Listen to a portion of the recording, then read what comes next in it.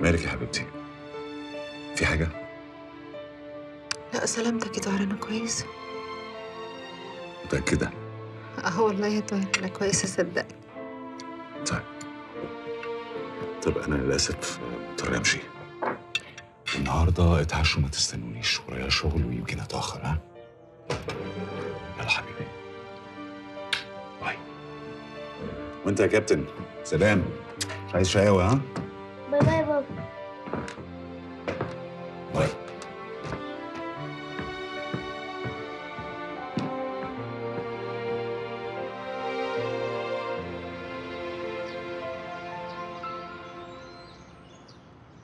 صباح الخير يا كرم. صباح الفل يا باشا. حبيبي ازي حضرتك؟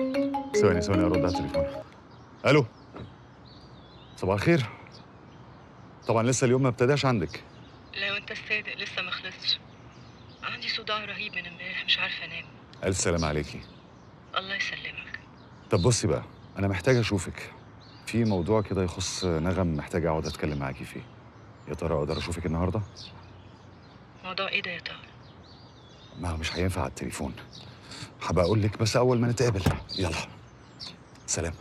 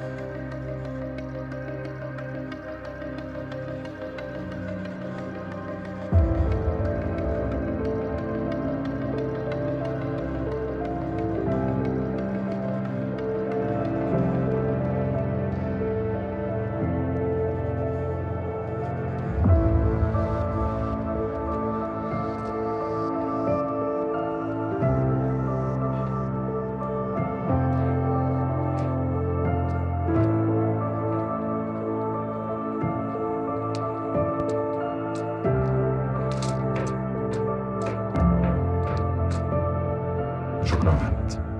أنا مش فاهمة أنت بتقول إيه أصلا. والله ولا انا فاهم هي قصدها ايه. يبقى خلاص. خلاص يعني ايه؟ خلاص مفيش موضوع. ازاي يعني مفيش موضوع؟ شو؟ انا عارف نغم كويس قوي، وطالما اتكلمت في الموضوع ده يبقى اكيد في حاجه. طب ما تحاول تعرف منها بنفسك. مش هينفع.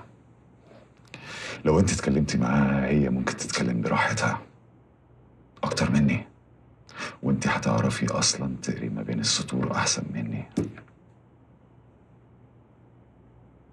تضحكي عليا؟ انا قلت حاجه تضحك. مش ممكن. عندك طريقة رهيبة تقدر تقنع بيها اللي قدامك بكل سهولة باللي أنت عايزه، مهما كان اللي أنت عايزه إيه. طب اعمل ايه يا شو؟ ما هي دي شغلتي. وأنا غبية بشكل. في حاجه ولا ايه؟ لا ما تشغلش بالك. يلا أنا هقوم أروح النغم وهكلمك في التليفون. طب وقهوتك؟ مرة تانية. يلا باي. باي. مستنيكي ها؟ حاضر.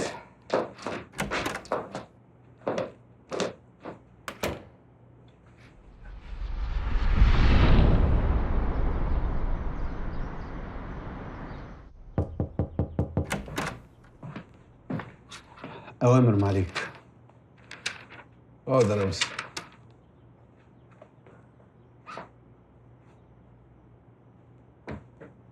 تحت أمر معاليك. عارف يا رمزي، انا لو كنت لسه في الوزاره كان زمانك انت هنا مكاني على الكرسي ده. اسمح لي معاليك، يعني محدش ينفع ولا يقدر يملى مكان معاليك. حضرتك اللي بتدي قيمة للكرسي اللي بتقعد عليه، مش العكس. اهو بقى ذكائك ولباقتك دول هم اللي خلوني متأكد 1,000,000% إن قراري كان صح لما اخترتك دراع اليمين وكاتم اسراري. يا رب أكون عند حسن ظن حضرتك دايما، ويا رب ما يخلفش الظن ده أبدا. بس رمزي الظروف اتغيرت والبلد اتحولت خالص. عشان كده انا قررت ان اللي هياخد مكاني في الوزاره هو انت يا رمزي. ليه ما عليك؟ أنا عملت حاجة ضايقت حضرتك؟ اسمح لي يعني، اسمح لي وأول مرة أنطقها بلساني. لا لا، أنا لا يمكن أسيب مكاني جنب حضرتك وأروح أي مكان تاني حتى لو هطول نجوم السما بإيديا. وجودك هناك اهم من وجودك هنا مليون مره. لو بقيت هناك هنحقق مكاسب عمرك ما تتخيلها مهما كان خيالك واسع. أيوة بس يا فندم. ما تستعجلش، فكر يا رمزي، فكر. وبعدين الحكايه مش مستعجله قوي يعني، احنا لسه بنمهد الارض اللي هنتحرك عليها لحد ما تيجي الفرصه مناسبه. خلاص، طالما ما عليك مستغني عن خدماتي جنبك، قدام أوامر حضرتك مفيش قدامي غير إن أنا أقول حاضر، حتى لو كنت هبقى تعبان من جوه يعني. أو إخلاصك ووفائك ده لو بقى لي أنا بس رمزي هتلاقي نفسك في سابع سما في حتة تانية خالص. إنما بقى لو إخلاصك ده بقى لنفسك أو لأي حد غيري بأي شكل من الأشكال هتلاقي نفسك بدل ما كنت في سابع سما هتنزل سابع أرض. ساعتها رمزي مش هتقوم لك قومة.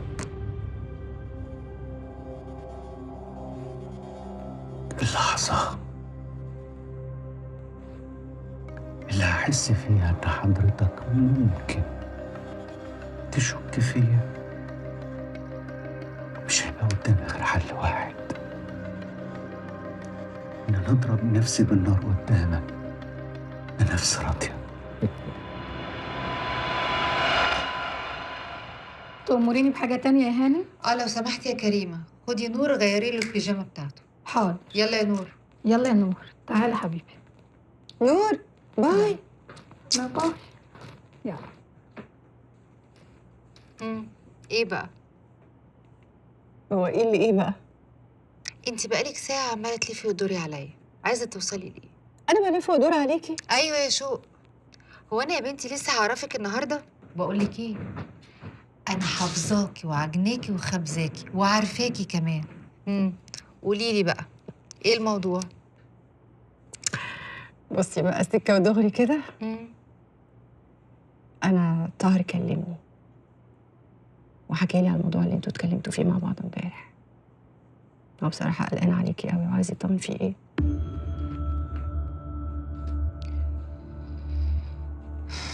نعم، مالك فيه يا حبيبتي؟ احكي لي. انت عارفه اني اكتر حد بيحبك، فعشان خاطري لو في حاجه صارحيني احكي لي. انا نفسي مش عارفه ايه اللي بيحصل لي يا شوق، مش عارفه. يعني ايه مش عارفه؟ ازاي يعني؟ انا بيحصل لي حاجات غريبه قوي. حاجات غريبه ازاي يعني؟ ما هو انا مش عارفه اوصفها لك ازاي. مش عارفه توصفيها ازاي يعني؟ ما تقعدي مع نفسك كده وتحاولي تعرفي وتعرفيني. نعم ارجوكي احكي لي لو في حاجه بجد.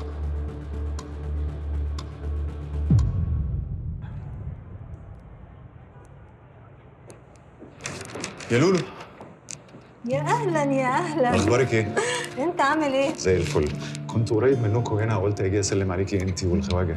انت هتيجي في اي وقت طبعا يعني. انت عارفه انا كل ما بخش المكان ده بحس بحاجات غريبه جدا، بيوحشني. طبعا ما انت مقضي هنا نص حياتك اكيد يعني. دي كانت احلى ايام. نعم عامله ايه؟ كويسه الحمد لله. قولي لي الخواجه جوه؟ موجود طبعا نفسك.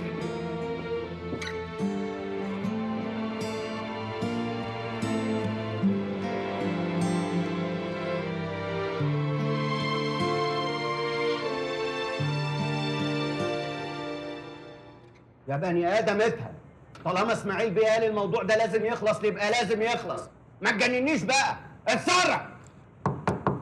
ادخل. سلام. ايه ده؟ يا دي النور يا دي النور، ايه الشمس اللي دخلت عليا ونورت حياتي دي؟ منوره الدنيا.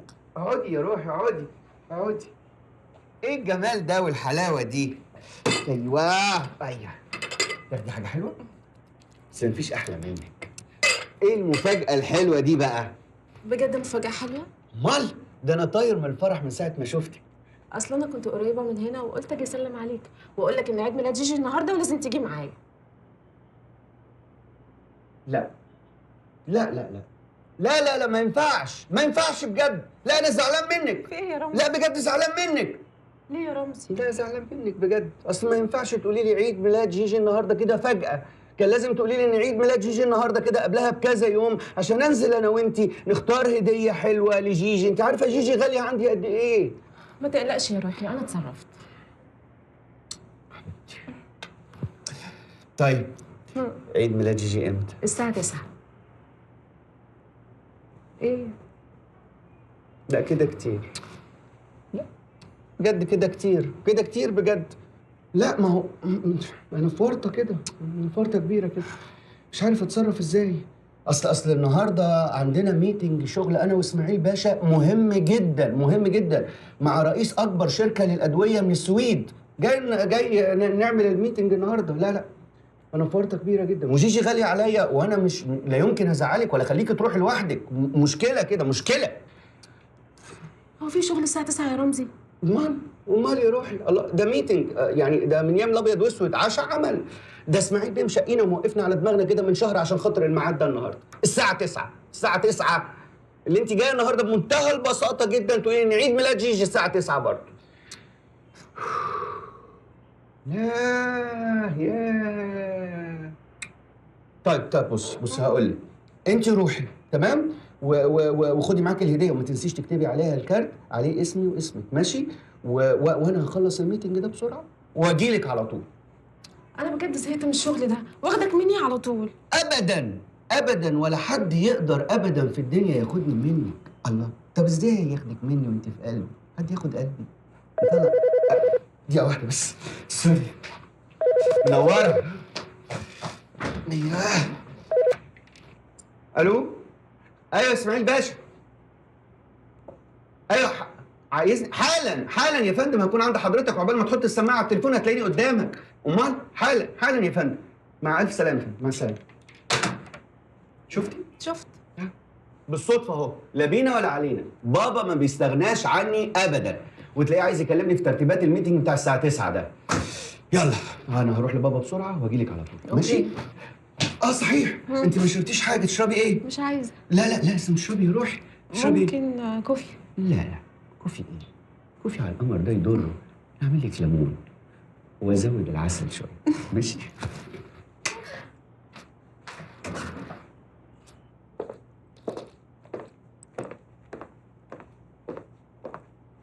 ايه ده؟ انت اكيد بتهزر. انت ليه ما لبستش لغايه دلوقتي؟ سلامة الشوف يا نجمة. شايفاني قاعد بلبوس ولا ايه؟ انا برضو اللي سلمت الشوف ولا انت اللي دماغك مش معاك اصلا؟ اصلا مش الكلمة دي كانت ترند ايام الباشا تلميذ والصباع ده 2002 ده. ايه الظرف ده؟ ظرف والله كل المصطلحات دي انتهت. شوفي كلام من الجديد بتاع دلوقتي ده يا نغم. وبعدين معاك يا رامي. طب لخصي طب يا نغم عايزه ايه عشان انا مشغول والله. يا ابني هو انت بتنسى ان انا اختك الكبيره ولا ايه؟ ما تتكلم معايا عادل. وبعدين يلا قوم البس، ما ينفعش نفوت حفله اختك. حفلة اختي؟ لا فكك مني، انا مش هقدر اروح المشوار ده خالص وعندي تريب تاني كده مش فاضي. الكلام الغريب اللي انت بتقوله ده مش فاهمه منك اي حاجه. ما ينفعش ما نبقاش مع اختك في رساله الدكتوراه بتاعتها، لازم نبقى معاه. انا اللي مش فاهم ايه عادي يعني ايه اللي هيحصل لو ما روحتش؟ مش فاهم. هي دي بس اللي انت مش فاهمها؟ اولها حياتك انت شخصيا اللي انت عايشها باستسلام كده وباستهتار. انا مش فاهماها الحقيقه. انت هتفضل عايش بالطريقه دي لغايه امتى؟ نغم بالله عليك ما تفتحيش في قصص وتقرفيني في حياتي. انا مش قادر اتكلم في اي حاجه. اقرفك؟ طب يلا قوم البس عشان شوق مستنيانا تحت ومش هينفع نسيبها اكتر من كده. يعني انت جبتي شوق وخليتيها تحت عشان تزنقيني؟ اروح معاكوا غصب عني. ماشي حاضر يا نغم. ايه العيل السخيف ده؟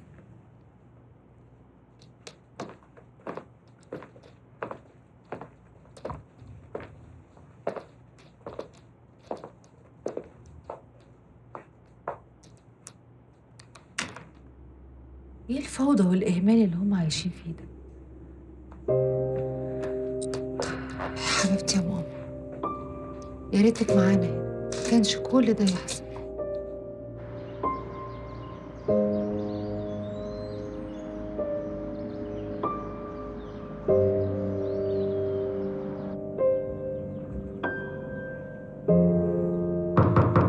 ادخل. اهلا اهلا اهلا بحبايبي. ازيك يا ست نوال؟ يا صباح الفل، ان شاء الله تسلمي. ازيك يا ملوكه يا حبيبتي؟ الحمد لله يا طنط.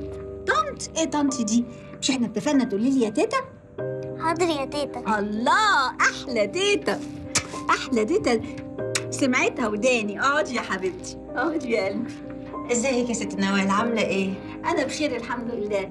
تعرفي انا النهارده كنت لسه بفكر فيكي انت وملوكه. بجد خير؟ بقول ايه ده، راحوا فين دول؟ ده بقالهم يومين ما شفتهمش ولا جم ولا اطمنوا عليا. حقك عليا، معلش.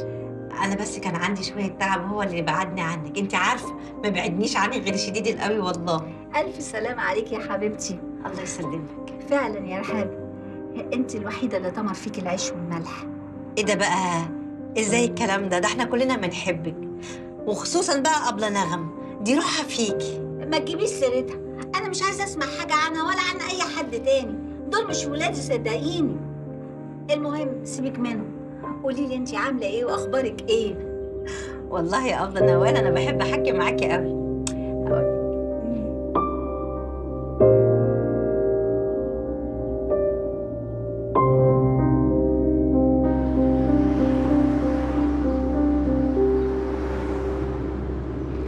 يا ابني، هو انت ما تعرفش تقعد من غير الايباد ولا اللابتوب بتاعك ده؟ انت عارفه ان الحاجات دي بقت ادمان، وادمانها اخطر من المخدرات. الفترة اللي انت بتقول. انت بتبرطم بتقول ايه؟ لا بكح بس. بتكح؟ ماشي يا سيدي، كح براحتك. المهم طمني بقى، انت واختك عاملين ايه في حياتكم؟ مفيش اي جديد يعني، هي زي ما هي وانا زي ما انا. طمني بقى يا نغم، ما بقيناش صغيرين زي زمان، خلاص كبرنا، مش مستاهله كل التوتر والقلق الاوفر اللي انت عايشه فيه ده يعني. ماشي يا عم الكبير، ماشي. المهم طمني، اخر مره رحت شفت ماما امتى؟ ماما؟ مين ماما؟ نعم، انت بتستعبط ولا ايه؟ من زمان قوي ما رحتش. عمرك شفتي برود اكتر من كده؟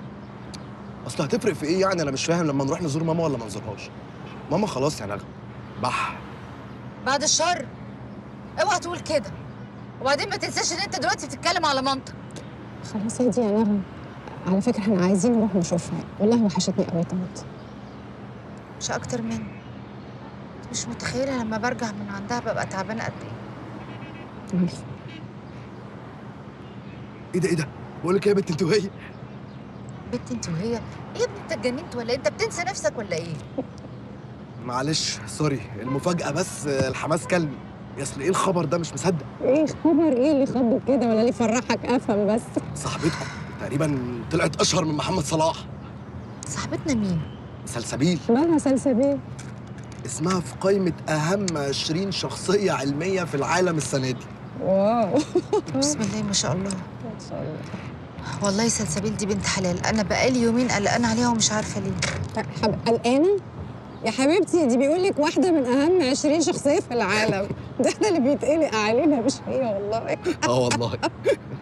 ربنا يستر. قربنا نوصل.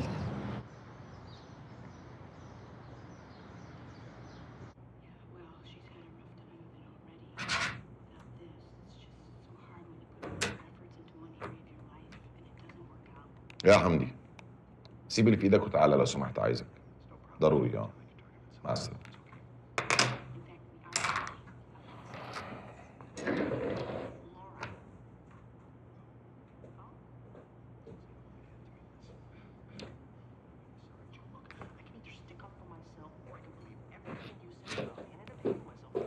ايه يوسف في ايه؟ دي مقالة الرأي اللي هتنزل عندنا على الموقع بتاعنا وكمان الطبعة الأسبوعية. ايه ده؟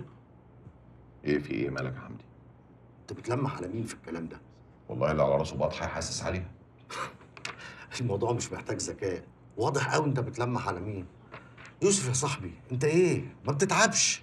لا يا حمدي ما بتعبش، في الحق انا ما بتعبش وانت عارف كده كويس، وبعدين مش عايز رغي كتير. خليهم يدسكوا الموضوع عشان نبقى جاهزين. اتفضل يا بيه. حاضر يا ريس، بس لينا كلام بعدين.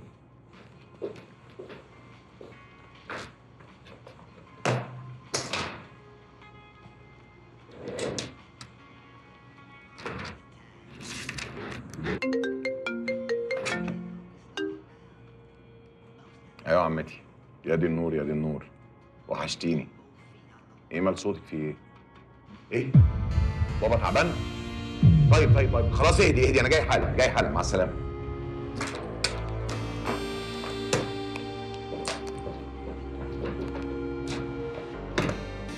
ألف مبروك يا حبيبة قلبي، وأخيرا بقيتي دكتورة، خلاص رسمي كده. الله يبارك فيكي يا روح قلبي.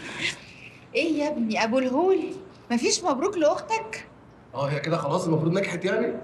مبروك. الله يبارك فيك. انت عايشه مع التلاجة ده ازاي؟ ده فريزر وحياتك. ربنا يكون في عونك يا بنتي. فات وحشه. نعم عايزة كده. دكتور نديم، عايزة أعرفك بنغم أختي. اتشرفت جدا بمعرفة حضرتك يا فندم، وبعدين على فكرة كنت حاضر الحفلة بتاعت امبارح، كانت حفلة هايلة جدا بصراحة. ميرسي قوي على المجامله اللطيفه دي يا دكتور.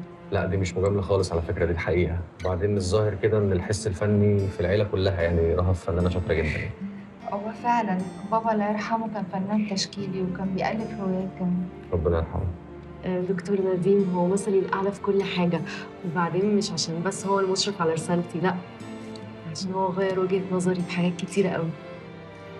وبعدين هو صاحب أكبر مكتب ديكور في البلد، يعني لو عايزة تغيري حاجة في فيلتك أو كده هو ممكن يساعدك. أكيد إن شاء الله. أكيد. وبعدين المكتب ده اللي أنت إن شاء الله هتشرفيه بكرة وتبقي إضافة كبيرة ليه إن شاء الله. ايه ده، هو انت مش كنتي قلتي ان انت هتكملي في التدريس وان انت مش هتشتغلي في المكتب؟ ما انا لسه قايله لك يا نغم، بيغير وجهه نظري في حاجات كتيره قوي. وبعدين ما تقلقيش خالص يا فندم، الشغل العملي هيساعدها كتير جدا ان هي يبقى عندها خبره كبيره وتضيف لها سكيلز كتير هي محتاجاها الفتره دي. تمام طبعا، اللي تشوفه حضرتك واللي هي عايزاه، اي حاجه هي بتحبها انا موافقه عليها. المهم بقى تبيضي وشنا قدام الدكتور وتبقي عند حسن ظن. انا اتشرفت جدا بمعرفه حضرتك. الشرف لينا يا دكتور، ومش هوصيك على راحة. اكيد طبعا، هي عارفه غلاوتها عندي قد ايه. فرصه سعيده جدا. انا اسفه. نتقابل وقت تاني ان شاء الله. مبروك يا قطه. الله يبارك فيك يا نغم. يلا يا محبوبه يلا. قصه الحب دي هتخلص امتى؟ يلا مبسوطه يا حبيبتي؟ قوي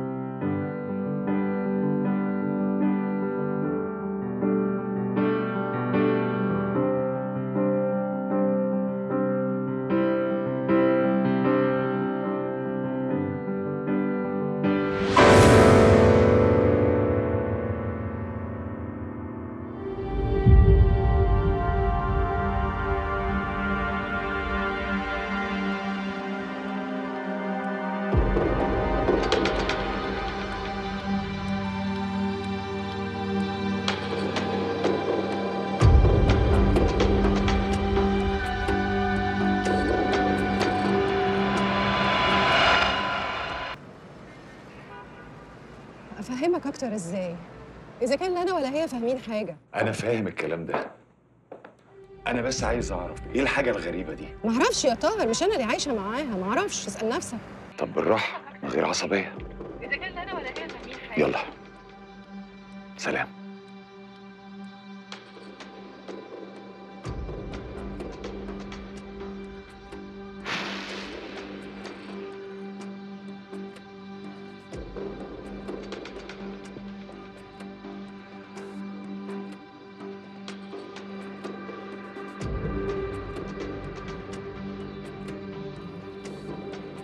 الو، انت فين؟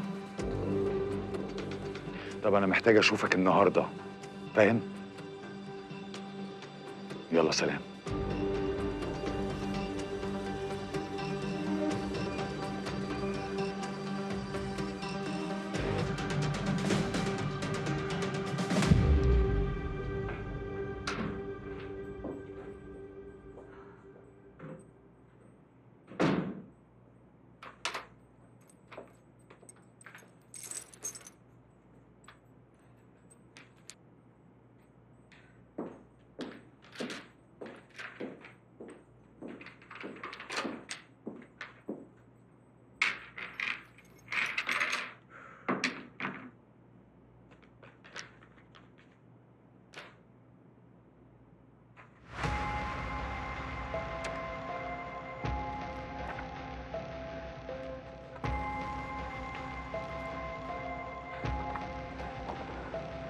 لا لا لا.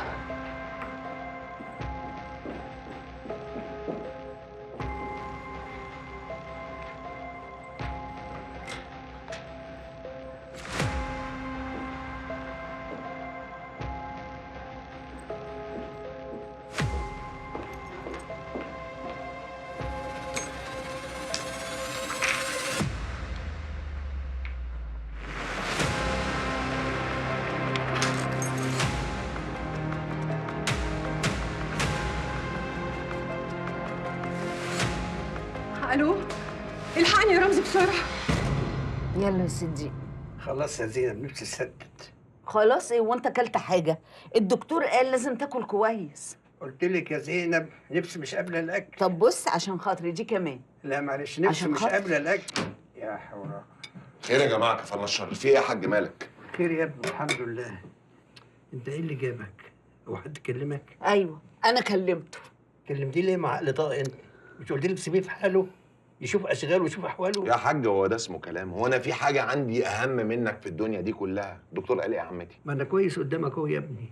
لا مش كويس، الدكتور قال ان صحته متدهوره يا يوسف يا ابني. يا مني نولي لسانك ده عشان احشه حش من جذوره. تحش لساني عشان بقول الحق وخايفه عليك يا صديق. بقول لك يا بابا، عمتي عندها حق، انت لازم تاخد بالك من صحتك اكتر من كده عشان خاطري. حاضر يا ابني. وجيلي ده رد علينا الروح. قومي اطلبوا الاكل بسرعه. اكل؟ ما كانت نفسك مسدوده ومش طايق الاكل، دلوقتي نفسك اتفتحت؟ قوموا اجري اعملوا له السمك اللي هو بيحبه بسرعه. لا لا لا لا, لا انا مش جعان، انا زي الفل. قولي لي عمتي البت ابتسام فين؟ في المصنع، دي هتفرح قوي لما تشوفك.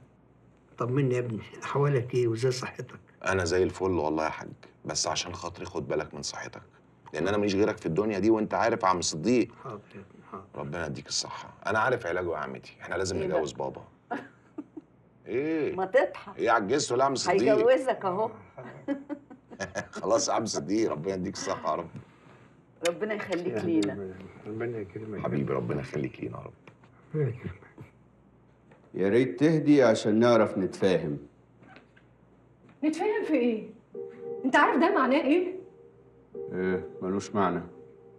يا سلام، يعني انا انزل اروح مشوار ارجع الاقي كل تحركاتي متصوره، ده بالنسبه لك ملوش اي معنى؟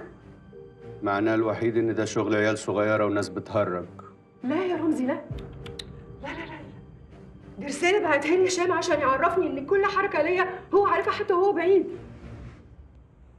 هو لو رجع هنا ايه اللي ممكن يحصل؟ هيموتك. الله يرحمك يا شو. برافو برافو يا هشام، قدرت تخلي شو تتوتر وتقلق، وهو ده اللي هو عايزه. عايزك تتوتري وتقلقي. انت ما بتسمعيش كلام رمزي خالص، انا قلت لك اهدي وكل شيء تحت السيطره. لا انت ما بتعرفش هشام. هشام لو حط اي حاجه في دماغه هيعملها مهما حصل. وبقول لك ايه، انت لو مش هتعرف تحميني يبقى لازم تعرفني. انا ممكن اسافر واسيب البلد دي خالص واخلي ما حدش يعرف عني اي حاجه. واضح ان انت ما تعرفيش رمزي. انا رمزي. طب خلاص، اعمل اي حاجه تخليني احس ان انا اعرف اعيش انا وانا مطمنه عشان خاطري يا رمزي. هعمل كل حاجه عشان تبقي مطمنه. تخافيش، طمني خالص. خدي نفس كده، خدي نفس. بس بس اهدي خالص.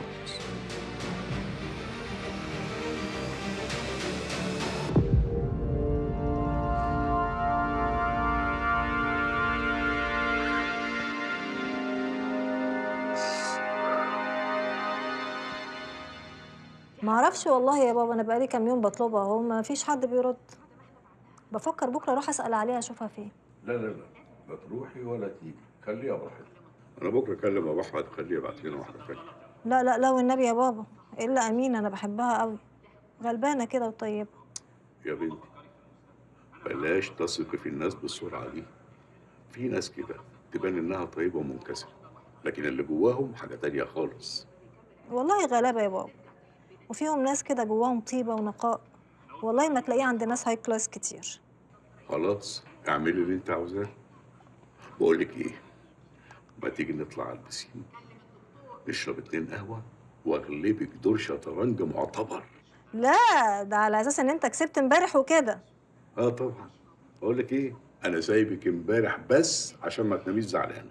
لا لو كده قوم اعمل بقى فنجانين قهوه كده معتبرين، وانت تحضر الشطرنج ونشوف مين اللي هيبات زعلان يا خواجه. ماشي، ادي الجمال وادي الجمال. وبعدين الأرنب الصغنون رجع لمامته خايف وبيعيط وبيقول لها سوري يا مامي، أنا مش هعمل حاجة تاني من غير ما أقولك عشان مامي تعرف أحسن. وتوتة توتة خلصت الحدوتة. حلوة ولا ملتوتة؟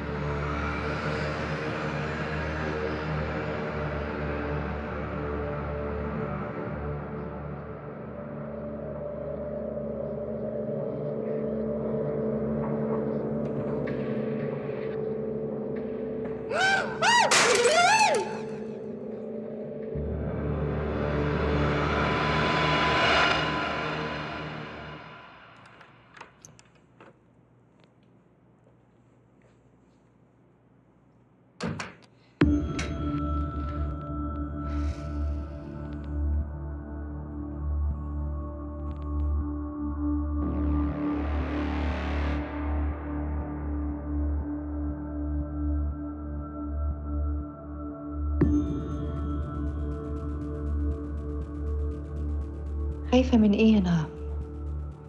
ايه اللي مستنياه يحصل له مخوفك قوي كده؟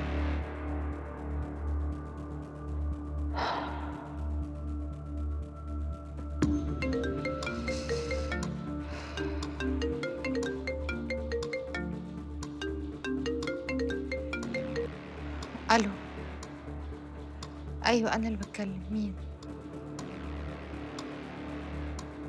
ايه؟ انت بتقول ايه؟ حصل امتى الكلام ده؟ انا مش فاهم ايه الافوره اللي انت فيها دي يا عم، الموضوع تافه جدا. عم تافه ازاي؟ انت هتفضل كده بتبسط المواضيع كعادتك؟ الموضوع ليه علاقة بنغم اختك، يعني مهم، فاهم؟ يا عم مش مسألة كعادتي ولا حاجة، هو الموضوع بسيط، انت اللي بتدي المواضيع اكبر من حجمها.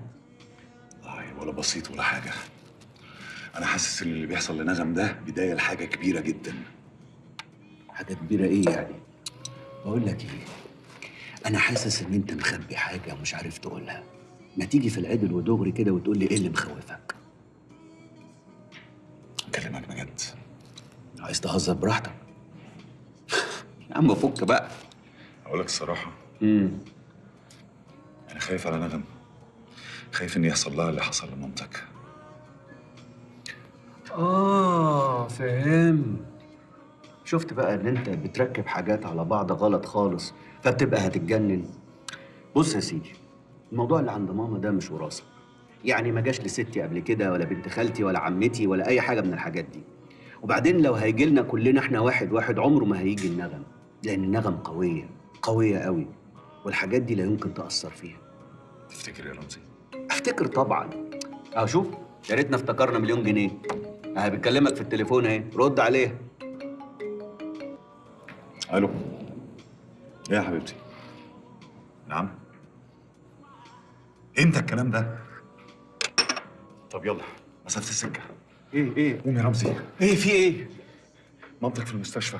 انت بتقول ايه؟ بقول لك مامتك في المستشفى. طيب اسبقني انت وروح، وانا عندي ميعاد هخلصه واجي لك على طول. وانت مفيش دم؟ بقول لك مامتك في المستشفى يا جدع. حبيبي انت لما هتروح انا هطمن، كأن انا بالظبط. ربنا يطمنا عليها يا رب. يا رب يطمنا عليها يا رب. انت وترتني يا اخي. استر يا رب، استر. لو سمحت، واحد كنافه بالقشطه لو سمحت.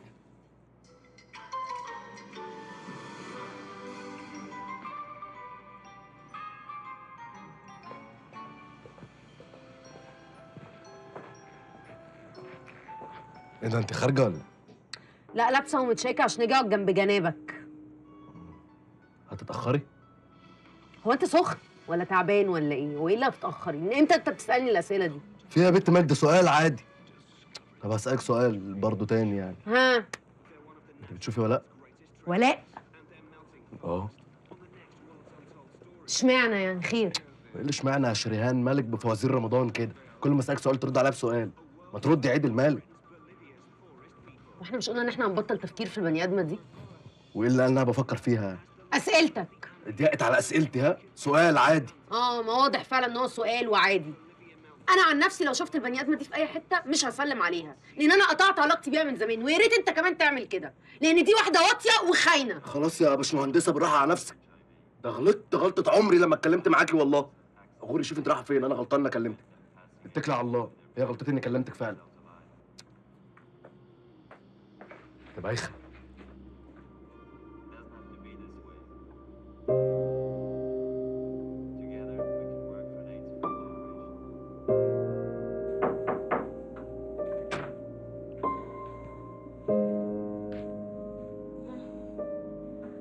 وبعدين يا ولاء، ايه اخرة اللي انت بتعمليه ده؟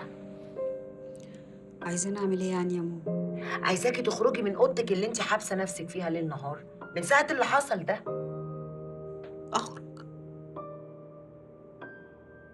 اخرج ازاي ولمين؟ اخرج للناس عايشه دور الشهامه والبطوله وهما في الاساس ما عندهمش ريحه الدم ولا ريحه الضمير؟ ولا اخرج احط عيني في عين زمايلي في الجامعه او اي حد كان يعرفني قبل كده واشوفه وهو بيبص لي بصه مش كويسه على اني بنت ما اتربتش؟ اخرج لمين يا ماما؟ منه لله اللي كان السبب. حسبي الله ونعم الوكيل فيه، ربنا ينتقم منه. انا خلاص يا ماما خسرت كل حاجه، حتى الناس اللي كنت فاكره اول ناس هتقف جنبي وفي ظهري كانت اول ناس صدقت الكلام اللي اتقال عليا وما وقفوش معايا زيهم زي كل الناس. معلش يا حبيبتي، معلش.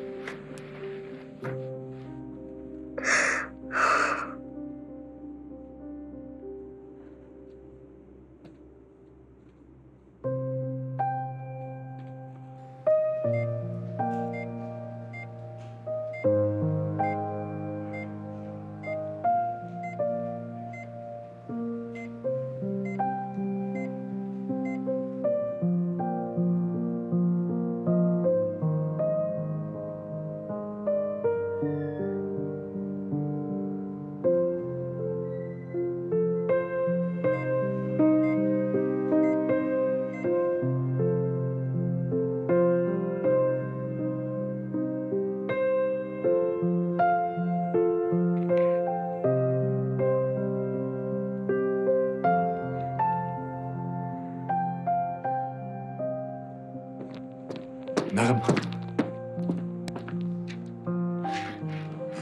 الحقني يا طاهر، ماما هتروح فين؟ طب اهدي بس، ان شاء الله مش هيحصل لها اي حاجه.